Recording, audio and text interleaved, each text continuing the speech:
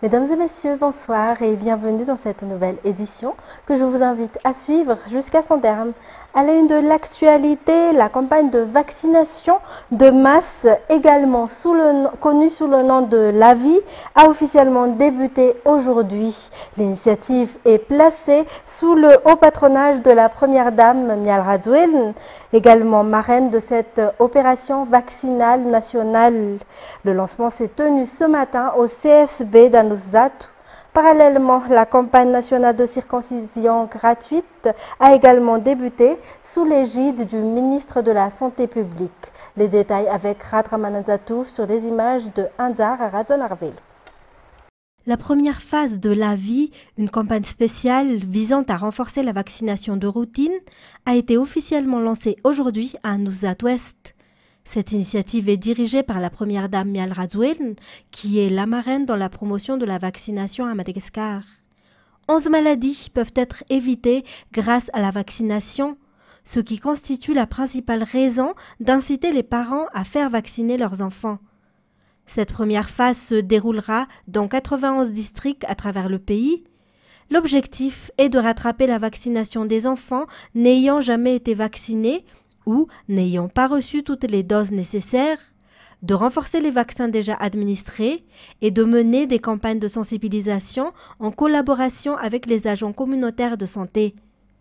Le ministre de la Santé publique a souligné l'importance vitale de la vaccination.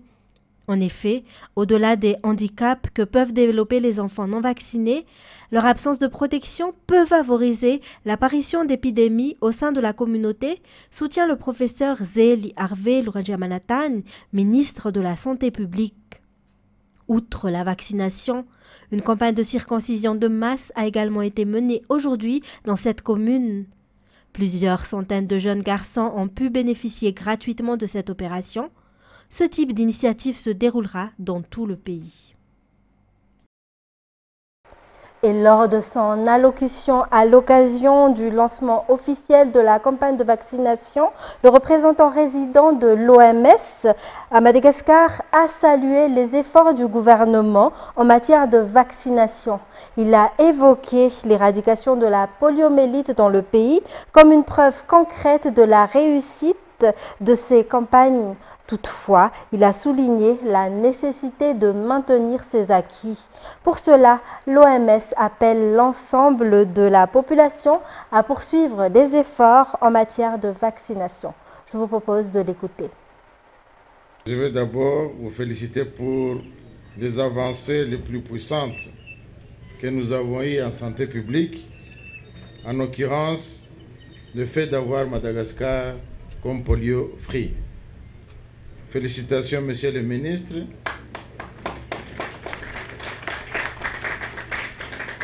Vous savez que depuis septembre 2023, il n'y a pas de circulation de ce virus dans ce pays.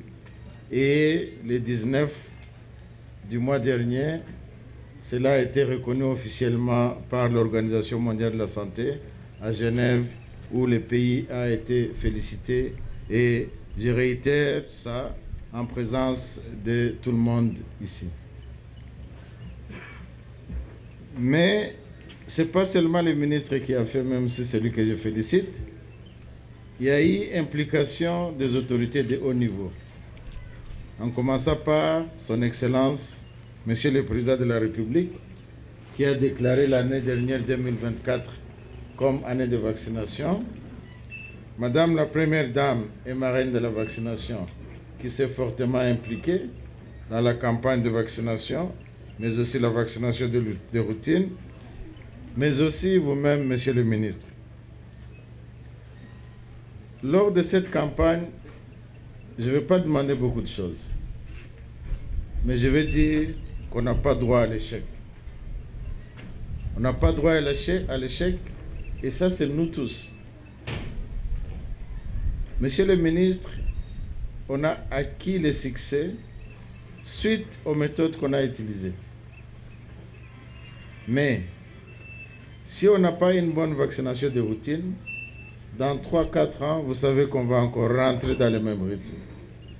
On était certifié en 2018, on est certifié en 2025, mais Si la vaccination de routine n'est pas bonne, on va encore rentrer dans le même cycle. Toujours dans le domaine de la santé, de plus en plus de personnes prétendent être dentistes ou prothésistes dentaires sans avoir aucune formation médicale. La majorité d'entre elles n'ont jamais reçu de formation en médecine dentaire ni en santé bucco-dentaire, ce qui représente un réel danger pour ceux qui sollicitent leurs services. Face à cette situation, l'Ordre des chirurgiens dentistes et stomatologistes, dont le bureau a été récemment renouvelé, a annoncé la création d'une prochaine task force dédiée à la traque des praticiens illégaux et usurpateurs de titres. Felana Rakoutoarsoul pour plus de détails. Les dents et la cavité buccale jouent un rôle essentiel dans le maintien de la santé générale. Une dentition saine facilite le bon fonctionnement des organes de digestion. Pourtant, une grande partie de la population ne consulte un dentiste qu'en dernier recours, souvent pour une extraction. Cela ouvre la voie à des intervenants non qualifiés comme les prothésistes dentaires illégaux qui mettent la santé des patients en danger. Face à la prolifération de ces pratiques illégales, une task force sera mise en place pour faire respecter la loi et défendre l'éthique et la déontologie de la profession. L'une des principales missions de l'ordre est en effet de garantir le respect des normes éthiques dans la pratique de la chirurgie dentaire. Or, depuis quelques années, plusieurs postes au sein du Bureau national étaient vacants, rendant nécessaire l'organisation de nouvelles élections. Les résultats officiels de l'élection du Bureau national de l'Ordre des chirurgiens dentistes de Madagascar ont été proclamés ce jour. Parmi les projets annoncés par les nouveaux dirigeants figure la création d'un centre autonome de formation continue pour les membres de la profession. Et hier, le ministre de l'Éducation nationale, le docteur Saou Djarmalala Marie-Michel, a reçu une visite officielle de Nathalie Faucher, présidente de l'association Autisme de l'île de la Réunion et représentante du réseau Autisme de la zone Océan Indien. Les échanges ont porté principalement sur le partage d'expériences concernant la prise en charge des enfants autistes à Madagascar. Les deux parties ont également évoqué la nécessité de promouvoir leur intégration dans les établissements scolaires.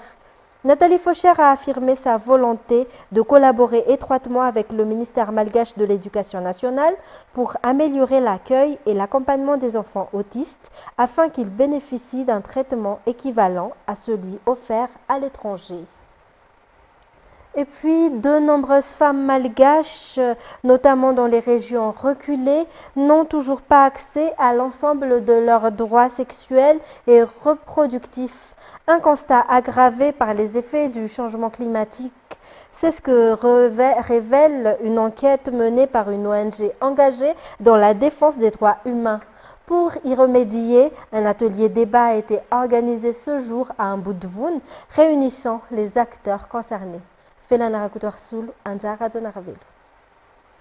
Le manque des moyens économiques empêchant l'accès à des services de santé sexuelle et reproductifs complets figure parmi les principales conséquences du changement climatique sur les femmes. À cela s'ajoutent diverses formes de violence et d'abus sexuels. Les femmes vivant dans les régions enclavées comme Vatvav ou Menabé sont les plus touchées par cette non-jouissance de leurs droits fondamentaux, selon une étude menée par une ONG œuvrant dans le domaine des droits humains. Dans l'objectif de trouver des solutions concrètes pour améliorer la situation des femmes, notamment lors des catastrophes naturelles où elles sont encore plus vulnérables, l'ONG Ivoire a organisé aujourd'hui un atelier de réflexion à Mbudvoun. L'événement a réuni de nombreux jeunes, des représentants de la société civile, ainsi que des députés venus des différentes régions. Les résolutions issues de cet atelier seront portées par les députés afin de faire pression sur les autorités concernées pour une prise en compte effective des droits sexuels et reproductifs des femmes. Dans les actualités également, une nouvelle tentative de trafic d'or a été déjouée hier soir à l'aéroport d'Ivat. Le métal précieux devait être illicitement exporté à bord du vol Emirates EK708. Un ressortissant indien qui les transportait a été immédiatement retenu et subit une enquête approfondie. Les détails. Les trafiquants ne manquent jamais d'imagination pour faire sortir illégalement les richesses nationales.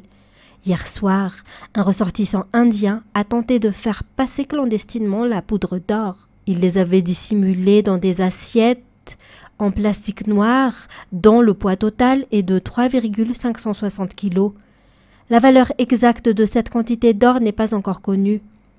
Les valises du suspect ont suscité la suspicion lors de leur passage au scanner, ce qui a alerté les agents des douanes. Le ressortissant indien a été immédiatement placé en garde à vue pour enquête. Ce vendredi 6 juin a été déclaré chômé et payé par les autorités à l'occasion de la célébration de l'Eid el-Adha par la communauté musulmane. Une fête religieuse encore méconnue d'une partie de la population que nous vous expliquons dans ce reportage de Felal Rakoutarsoul.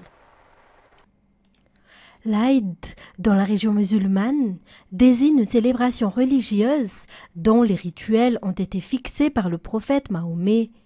Il en existe deux principales, l'Aïd el-Fitr, marquant la fin du Ramadan, et l'Aïd el-Adha, ou fête du sacrifice, qui est célébrée aujourd'hui.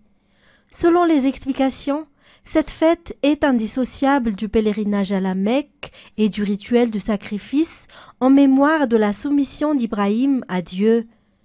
Partout à travers l'île, les fidèles musulmans ont célébré l'Aïd el-Adha aujourd'hui dans un esprit de recueillement, de partage et de solidarité.